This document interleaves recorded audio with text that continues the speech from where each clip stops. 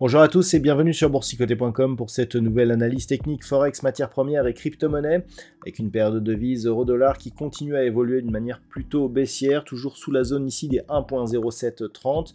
On a ici une zone de support intermédiaire qui se situe sur ce niveau ici des 1.0670, zone qui avait d'ailleurs été ici avant d'avoir été support, résistance et qui avait été donc franchie à la hausse. Donc on revient ici tester cette zone et puis en cas de rupture, on a un niveau ici un peu plus proche de cette zone des 1.0610, ancienne zone de résistance majeure ici sur 1.0630. Donc pour l'instant, on reste suite à un contact sur la balle inférieure sous la moyenne mobile 20 exponentielle. Donc ça reste baissier avec comme objectif donc un retour sur cette zone des 1.0630.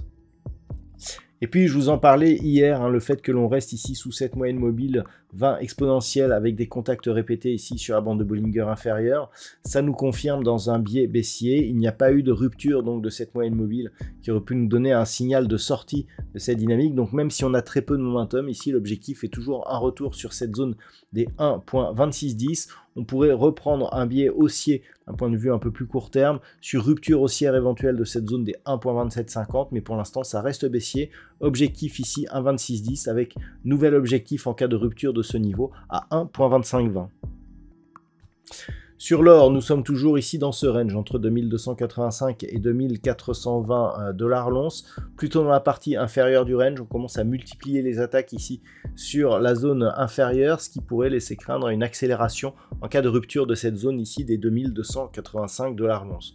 Pour l'instant, on est toujours dans cette zone de range après une forte hausse sans phase de consolidation supplémentaire. On peut dire que c'est la hausse qui domine puisque malgré l'absence de flux, on reste ici sur des niveaux très proche du dernier record qui a été inscrit sur l'évolution du cours de l'or. Donc une rupture serait un signal ici de retournement de tendance avec un risque d'accélération avec comme objectif 2150 dollars l'once. Seule une rupture ici de cette zone des 2420 nous redonnerait un signal positif avec de nouveaux plus hauts historiques en vue sur le métal jaune. Au niveau du WTI, on attendait de voir si la cassure ici des 80.50 pouvait redonner de l'élan. Il semblerait que l'on soit plus sur une phase de neutralisation. Ça fait plusieurs séances maintenant que l'on est au-dessus de cette zone et que l'on ne parvient plus à redécoller. Donc on a une phase ici d'attente dans un contexte légèrement haussier. On a cassé ici ce dernier point haut significatif. Mais il semblerait que l'objectif ici des 84 dollars le baril soit assez difficile à atteindre. Donc on est ici sur cette zone, un biais légèrement haussier, quasi contact sur la balle supérieure au-dessus des moyennes mobiles. Et surtout tant que l'on reste ici au-dessus de cette zone des 80.50 dollars le baril. Donc une dynamique faible mais qui reste légèrement haussière avec comme objectif un retour possible sur la zone des 84 dollars le baril. Et puis au niveau du Bitcoin, on s'attendait à une cassure ici de cette zone des 61 000 dollars pour un Bitcoin. On rebondit pour l'instant, on est toujours dans un contexte ici très court terme assez fragile puisqu'on est venu tester cette zone.